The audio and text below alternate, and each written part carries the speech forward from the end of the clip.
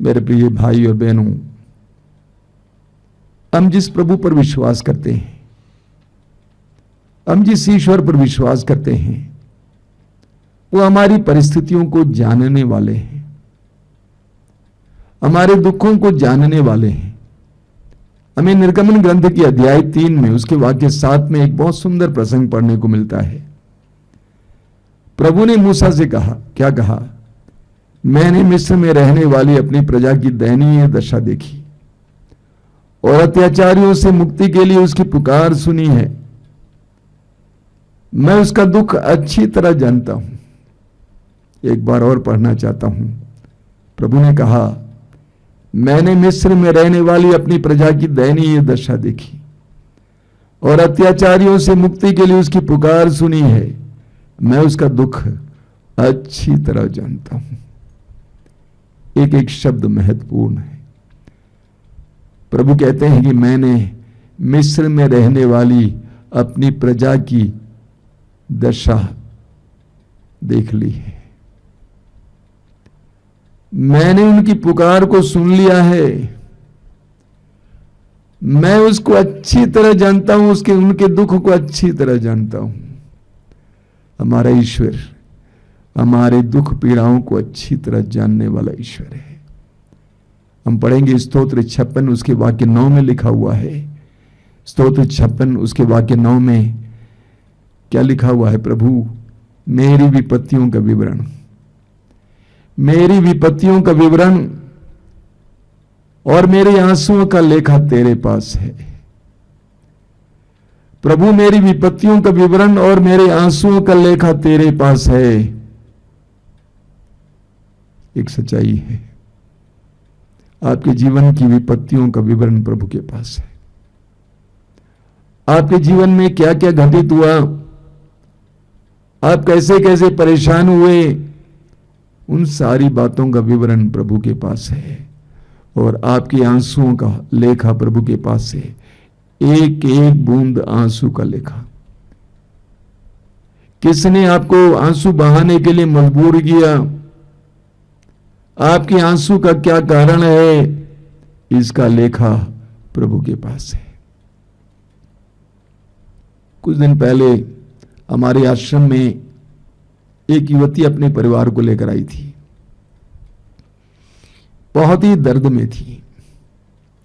Corona काल में उसका पिता मर गया, सरकारी नौकर था। पिता की मृत्यु के बाद भाई जो पढ़ा लिखा था वो डिप्रेशन में गया, मानसिक रोगी बन गया। ये जो युवती आई थी उसकी शादी भी टूट गई। पूरा परिवार दुख से गुजर रहा था। जब वो आश्रम में आई परिवार को लेकर और मेरे सामने बैठी, वो अपने आप को संभाल नहीं पा रही थी। मैंने उसके चेहरे के हाव भाव को देखा, बहुत ज्यादा विह्वल थी। वो समझ नहीं रही थी कि क्या बोल रही हूं। मैंने उससे कहा कि तुम एक काम करो, पूरे परिवार के साथ यहां पे कुछ दिन रहो। और आश्रम में करीब 2-2.5 सप्ताह रही। उसके बाद फिर मिलने आई। जब वो मिलने आई थी वो एक बदली हुई होती थी। उसने कहा, स्वामी जी पता नहीं मुझे क्या हो गया है। घंटों प्रभु के सामने बैठती थी, आराधना में भाग लेती थी। वो बोलती है कि मुझे सिर्फ हंसी आती है, मुझे सिर्फ मुस्कुराना आता है, रोना नहीं आता है। मेरे पति के प्रति मेरा जो क्रोध था वो मिट गया है। पता नहीं क्या हो गया मुझे, सारे आंसू सूख गए। मैंने कहा, तू प्रभु के सानिध्य में बैठी थी ना, अगर धूप में बैठेगी तो क्या होगा? सूरज की किरण की गर्मी तुम्हारे शरीर में प्रवेश करेगी, तुम चाहो या ना चाहो। प्रभु के सानिध्य में बैठने से प्रभु ने तुम्हारे आंसुओं को सुखा दिया है। प्रभु ने तुम्हारे आंसुओं को पोंछ दिया है। स्तोत्र 34 वाक्य 19 में लिखा हुआ है, प्रभु दुखियों से दूर नहीं है। प्रभु दुखियों से दूर नहीं है। जिसका मन टूट गया है प्रभु उसे संभालता है। मैंने कहा, बेटा प्रभु तुमसे दूर नहीं थे, प्रभु ने तुम्हें संभाला है। इसके लिए प्रभु को धन्यवाद दो। मेरे प्रिय भाई और बहनों, अपने अतीत की ओर देखिए, बीते कल की ओर देखिए। कितने ऐसे क्षण थे जब आपको लगता था कि सब समाप्त हो गया, मैं टूट गया, मैं बर्बाद हो गया, विनाश हो जाएगा, मेरा कोई भविष्य नहीं होगा, घर का कुछ नहीं होगा। लेकिन प्रभु ने आपको संभाला है, क्योंकि दुख के उन क्षणों में प्रभु आपके साथ थे। हमें प्रकाशना ग्रंथ के अध्याय 21 में एक जबरदस्त वचन पढ़ने को मिलता है। प्रकाशना ग्रंथ अध्याय 21 उसके वाक्य 3 और 4 में वचन में लिखा हुआ है, यूहन्ना कहता है, तब मुझे सिंहासन से गंभीर वाणी यह कहते हुए सुनाई पड़ी, देखो यह है मनुष्यों के बीच ईश्वर का निवास। देखो यह है मनुष्यों के बीच ईश्वर का निवास। वह उनके बीच निवास करेगा, वे उसकी प्रजा होंगे और ईश्वर स्वयं उनके बीच रहकर उनका अपना ही ईश्वर होगा। वह उनकी आंखों से सब आंसू पोंछ डालेगा। वह उनकी आंखों से सब आंसू पोंछ डालेगा। इसके बाद न मृत्यु रहेगी, न शोक, न विलाप और न दुख, क्योंकि पुरानी बातें बीत चुकी हैं। यूहन्ना कहते हैं, यह है मनुष्यों के बीच ईश्वर का निवास। जब ईश्वर हमारे बीच निवास करता है, जब हम ईश्वर के पास जाते हैं, तो ईश्वर हमारे आंसुओं को पोंछ डालता है। ईश्वर हमारे आंसुओं को पोंछ डालता है। मैंने ऐसे दर्जनों लोगों को देखा है जो प्रभु के करीब जाने के बाद आनंदित हुए हैं, जिनके आंसू प्रभु ने पोंछ डाला है। क्योंकि हमारा ईश्वर एक ऐसा ईश्वर है जो सब कुछ नया बनाता है, जो सब कुछ नया बनाता है। इस्यास नबी के ग्रंथ के अध्याय 65, इस्यास नबी अध्याय 65 में प्रभु कहते हैं, उसके वाक्य 17 से 19 तक, मैं एक नए आकाश और एक नई पृथ्वी की सृष्टि करूंगा। मैं एक नए आकाश और एक नई पृथ्वी की सृष्टि करूंगा। पुरानी बातें भुला दी जाएंगी, उन्हें कोई याद नहीं करेगा। मेरी उस सृष्टि में सदा आनंद और उल्लास रहेगा। मैं यरूशलेम को आनंदित और उसकी प्रजा को उल्लसित करूंगा। तब यरूशलेम मुझे आनंद प्रदान करेगा और मेरी प्रजा मेरे उल्लास का कारण बनेगी। उसमें फिर ना तो रुदन सुनाई देगा और न विलाप। प्रभु कहते हैं कि मैं एक नए आकाश और एक नई पृथ्वी की सृष्टि करूंगा। ये प्रभु का स्वभाव है। प्रभु ये करते रहते हैं, नए आकाश और नई पृथ्वी की सृष्टि करते रहते हैं। हमारे जीवन के आकाश कितने टूटे फूटे हों, हमारे जीवन की पृथ्वी कितनी अलग थलग हों, प्रभु सब कुछ को नया बनाने वाला प्रभु है। 2 साल पहले एक युवती मेरे पास आई थी। वो पढ़ी लिखी थी, काम कर रही थी, देखने में बहुत सुंदर, बहुत अच्छा शरीर। वो बिल्कुल टूट गई थी। 2 साल पहले उसके पिता गुजर गए और वो अपने पापा से बहुत प्यार करती थी। अब पापा की वो दुलारी थी। पापा के मरने के बाद उसके दिल में इतने आंसू आए कि वो अपने आप को रोक नहीं पा रही थी। उसने ये भी सोचा कि मेरे जीवन का मकसद नहीं है, ये सब गलत बात है, लेकिन उसके दिमाग में ये बात आई। बहुत दुखी थी, मेरे सामने बैठकर इतना रोई। एक आध देश सप्ताह यहां पे रहने के बाद, प्रार्थना में रहने के बाद वो लड़की वापस गई। वो पूरी तरह से परिवर्तित थी। उसके आंसू सूख गए। वो प्रभु के सानिध्य में बैठकर प्रभु की स्तुति करते हुए, आराधना करते हुए पूरी तरह से आनंद से भर गई। उसका शोक मिट गया। एक नई सृष्टि बनकर घर वापस गई। प्रभु कहते हैं कि मैं एक नए आकाश और नई पृथ्वी की सृष्टि करूंगा। हमारा ईश्वर हमें सांत्वना देने वाले और हमारे हर प्रकार की आंसू पोंछ डालने वाला ईश्वर है। इस्यास नबी अध्याय 66 वाक्य 13 में प्रभु कहते हैं, इस्यास अध्याय 66 वाक्य 13 में प्रभु कहते हैं, जिस तरह एक मां अपने पुत्र को दिलासा देती है, उसी तरह मैं तुम्हें दिलासा दूंगा। जिस तरह एक मां अपने पुत्र को दिलासा देती है, उसी तरह मैं तुम्हें दिलासा दूंगा। हमारा प्रभु हमें सांत्वना देने वाला प्रभु है, हमें दिलासा देने वाला प्रभु है। स्वर्गीय डीजीएस दिनकरन जी एक गीत गाया करते थे, मुझे बहुत अच्छा लगता था।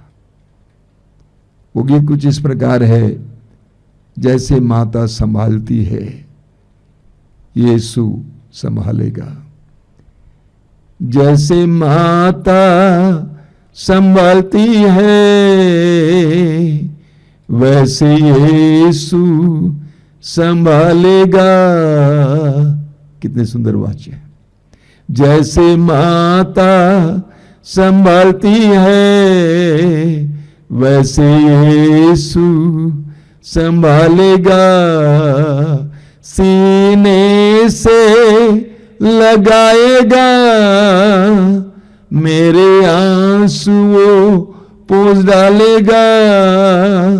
सीने से लगाएगा मेरे आंसुओं पोंछ डालेगा। जैसे माता संभालती है वैसे यीशु संभालेगा। जैसे माता संभालती है वैसे यीशु संभालेगा। तो हमारा प्रभु एक ऐसा प्रभु है जो हमें सांत्वना देते हैं, हमें सहारा देते हैं। जिस तरह एक माँ अपने पुत्र को दिलासा देती है, अपनी पुत्री को दिलासा देती है, उसी तरह प्रभु हमें सांत्वना देते हैं, दिलासा देते हैं। हमें एजेकियल के नबी के ग्रंथ की अध्याय 34 में पढ़ने को मिलता है। बहुत जबरदस्त वचन है। एजेकियल अध्याय 34 उसके वाक्य 11 और 16 को हम पढ़ेंगे, क्योंकि प्रभु ईश्वर ये कहता है, मैं स्वयं अपनी भेड़ों की सुधि लूंगा और उनकी देखभाल करूंगा। जो भेड़ें खो गई हैं मैं उन्हें खोज निकालूंगा। जो भटक गई हैं मैं उन्हें लौटा लाऊंगा। जो घायल हो गई हैं उनके घावों पर पट्टी बांधूंगा। जो बीमार हैं उन्हें चंगा करूंगा। जो मोटी और भली चंगी हैं उनकी देखरेख करूंगा। मैं उनका सच्चा चरवाहा होऊंगा। कितना सुंदर वचन है। प्रभु कहते हैं, जो भेड़ें खो गई हैं मैं उन्हें खोज निकालूंगा। जो भटक गई हैं मैं उन्हें लौटा लाऊंगा। जो घायल हो गई हैं उनके घावों पर पट्टी बांधूंगा। जो बीमार हैं उन्हें चंगा करूंगा। जो मोटी और भली चंगी हैं उनकी देखरेख करूंगा। हमारा प्रभु ईश्वर एक ऐसा प्रभु है। यिर्मयाह नबी के ग्रंथ के अध्याय 30 वाक्य 17 में प्रभु कहते हैं, मैं तुम्हारे घावों को भर दूंगा। मैं तुम्हारे घावों को भर दूंगा और तुम्हें चंगा करूंगा। तुम्हारे घाव कितने ही पुराने क्यों ना हो, तुम्हारे घाव कितने ही गहरे क्यों ना हो, मैं उन्हें भर दूंगा और मैं तुम्हें चंगा करूंगा। हमारा प्रभु ईश्वर एक ऐसा प्रभु ईश्वर है जो हमारे साथ चलता है, हमारी गलतियों का नजरअंदाज करता है। पूरी बाइबल में हमें बार बार पढ़ने को मिलता है कि वो करुणा सागर है, जल्दी से द्रवित होने वाला, हमारे घावों को भरने वाला, हमारे साथ रहने वाला, हमें सांत्वना देने वाला एक ऐसा ईश्वर। हमें प्रभु को धन्यवाद देना चाहिए। हमें लूकास की समाचार के अध्याय 7 में पढ़ने को मिलता है वाक्य 11 से।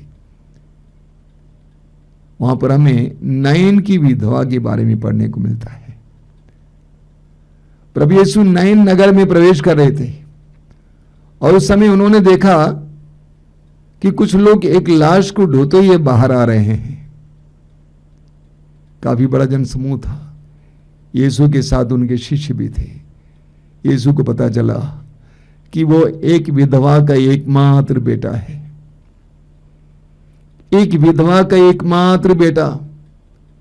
प्रभु ने उस विधवा के दर्द को महसूस किया जिस तरह ईश्वर ने मूसा से कहा, मैं उनका दुख अच्छी तरह जानता हूं। यीशु ने उस विधवा के दुख को महसूस किया और वचन में लिखा हुआ है कि यीशु उसके पास गए और यीशु ने कहा, रो मत, डू नॉट क्राई, रो मत, मैं हूं ना। बहुत सारे लोग बहुत ज्यादा रोते रहते हैं, भूल जाते हैं कि प्रभु उनके साथ है। और मैं कई लोगों से कहता हूं कि भाई तू क्यों इतना ज्यादा रो रहा है? क्या तू नहीं जानता है बिना प्रभु के जाने तेरे जीवन में कुछ नहीं आएगा, कुछ नहीं होगा? प्रभु जानते हैं। प्रभु ने उस विधवा से कहा, रो मत, और लोगों को रोका और उस अर्थी को स्पर्श किया, उस युवक को जिंदा किया, ले आकर उसकी मां को थमा दिया। एक बहुत सुंदर प्रतीक है, एक बहुत सुंदर प्रतीक है हमारे लिए कि हमारे प्रभु एक ऐसे प्रभु हैं जो हमें ढूंढ निकालते हैं, हमारे दर्द को जानते हैं अच्छी तरह, हमारे पास आते हैं, हमारे आंसुओं को पहुंचते हैं, रोकते हैं, कहते हैं कि रोना नहीं, मैं हूं ना। एक ऐसा सुंदर महान प्रभु। इस्यास नबी के ग्रंथ के अध्याय 61 में प्रभु का वचन कहता है कि प्रभु का आत्मा मुझ पर छाया रहता है, उसने मुझे भेजा है जिससे मैं विलाप करने वालों को सांत्वना दूं, विलाप करने वालों को सांत्वना दूं। यूहन्ना के समाचार के अध्याय 16 वाक्य 20 में प्रभु यीशु ने अपने शिष्यों से कहा, अब तुम दुखी हो लेकिन तुम्हारा शोक आनंद में बदल जाएगा। एक विश्वासी को हमेशा यह विश्वास करना चाहिए, एक मसीह को विश्वास करना चाहिए कि मेरा प्रभु एक ऐसा प्रभु है जो मेरे शोक को आनंद में बदलने में समर्थ है। और हमेशा यह सोचना चाहिए कि मैं टूटूंगा नहीं, मैं बर्बाद नहीं हो सकता हूं, क्योंकि मेरा प्रभु मेरी सुधि लेता है, मेरा दुख आनंद में बदल जाएगा। आज मैं दुखी हूं लेकिन मेरा शोक और दुख आनंद में बदल जाएगा। एक ऐसी आशा, एक ऐसे विश्वास में हमें जीवन जीना चाहिए। प्रभु हमारे दुखों को आनंद में बदल देगा। हम पढ़ेंगे इस्यास नबी के ग्रंथ के अध्याय 35 में।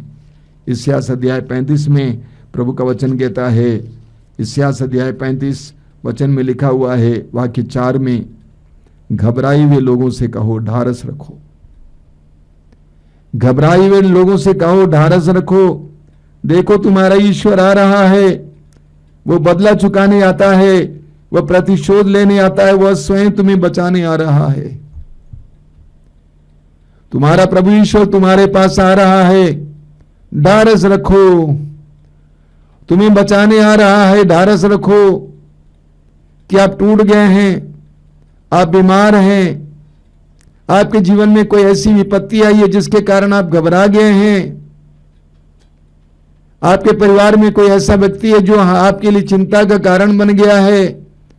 वचन कहता है घबराओ मत, ढारस रखो, तुम्हारा ईश्वर तुम्हें बचाने आ रहा है।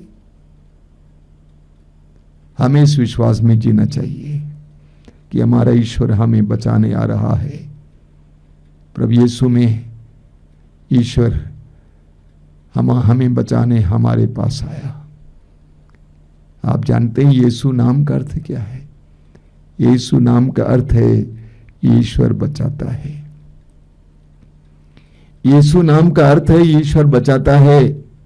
प्रभु यीशु ने स्वयं कहा लूकास के समाचार के अध्याय 4 वाक्य 18 और 19 में, इस्यास नबी के ग्रंथ से यह पाठ सुनाने के बाद कि ईश्वर का आत्मा मुझ पर छाया रहता है, उसने मेरा अभिषेक किया है, उसने मुझे भेजा है जिससे मैं दरिद्रों को सुसमाचार सुनाऊं, बंदियों को आजादी का और अंधों को दृष्टि दान का संदेश दूं, दलितों को स्वतंत्र करूं और अनुग्रह का वर्ष घोषित करूं। प्रभु यीशु हमारे लिए आनंद का संदेश लेकर आए हैं। प्रभु यीशु हमारे लिए अनुग्रह का संदेश लेकर आए हैं। यीशु के इस संसार में आने का एकमात्र मकसद था हमें आजाद करना, स्वतंत्र करना, हमें ईश्वर की ओर से ईश्वर के प्रेम का अवगत कराना, एहसास कराना। सुसमाचारों में हम पढ़ते हैं कि प्रभु यीशु ने चारों ओर घूम घूम कर रोगियों को चंगा किया, अबदूसग्रस्तों को छुटकारा दिलाया। प्रभु यीशु का एक एक चमत्कार ईश्वर की करुणा और ईश्वर की दया को प्रकट करता है। प्रभु यीशु के एक एक चमत्कार, एक एक चंगाई के द्वारा ईश्वर की करुणा और ईश्वर की दया प्रकट की जाती है। सुसमाचारों में हम पढ़ेंगे प्रभु यीशु को तरस आया, लोगों को देखकर तरस आया, उनका दिल रो रहा था, जनता के लिए रो रहा था। जब मैं इस्राएल गया, 2 बार गया हूं, इस्राएल गया, जब पहली बार गया, वो पूरा इलाका देखने का मौका मिला जहां पर प्रभु यीशु मसीह ने कार्य किया था। मैं सोच रहा था उस जमाने में जहां कोई आवागमन का माध्यम नहीं था, गाड़ियां नहीं थी, कैसे प्रभु यीशु चारों ओर घूम घूम कर एक पागल इंसान की तरह लोगों के दर्द मिटाने के लिए चारों ओर घूमते फिरते थे, क्योंकि उनके हृदय से करुणा बह रही थी। प्रभु यीशु को हमारी स्थिति पर भी तरस आता है, उनके हृदय में हमारे लिए भी दया है। मेरे प्रिय भाई और बहनों, जिस तरह प्रकाशना ग्रंथ के अध्याय 21 से हमने सुना, यह है मनुष्यों के बीच ईश्वर का निवास। यह है मनुष्यों के बीच ईश्वर का निवास, जहां ईश्वर हमारे बीच में आ जाता है, हमारे आंसू सूख जाते हैं, हमें सांत्वना मिलती है। क्या आप दुखी हैं? आप पीड़ित हैं? आप चिंतित हैं? आप रोते रहते हैं? आपके दिल में बहुत ज्यादा शोक है? प्रभु के पास आइए, प्रभु के पास आइए। प्रभु आपके शोक को आनंद में बदल देंगे, आपको दिलासा देंगे, सांत्वना देंगे। जिस तरह एक मां अपने पुत्र को दिलासा देती है, उसी तरह आपको दिलासा देंगे। अपने आंसुओं को लेकर, अपने दर्द को लेकर, अपनी पीड़ाओं को लेकर यीशु के पास आइए। आइए हम प्रार्थना करें। धन्यवाद देते हैं प्रभु यीशु समय के लिए, धन्यवाद देते तेरे एक एक वचन के लिए। तो इस संसार में हमें सांत्वना देने आया, हमारे आंसुओं को पोंछने के लिए आया, हमारे दुखों को, हमारे शोक को आनंद में बदलने के लिए आया। और तू अपने कार्यों के द्वारा ये करके दिखाया। रोगियों को चंगा किया तूने, बंदियों को आजाद किया, दलितों को स्वतंत्र किया, पाप के दलदल में जीने वाले लोगों को आजाद किया, शुद्ध किया, पवित्र किया। प्रभु यीशु धन्यवाद देते हैं। मेरे जीवन में आइए, मेरे शोक को आनंद में बदलने के लिए, मुझे स्वतंत्र करने के लिए, आजाद करने के लिए, मेरी हर प्रकार की पीड़ा को मिटाने के लिए आइए प्रभु यीशु, आइए मेरे जीवन में आइए। भाई और बहनों, इस समय प्रभु यीशु को आपके जीवन में आने दीजिए, यीशु की सांत्वना से भरने दीजिए, यीशु के आनंद से भरने दीजिए। आइए यीशु, आइए, आइए यीशु, आइए, आइए यीशु, आइए।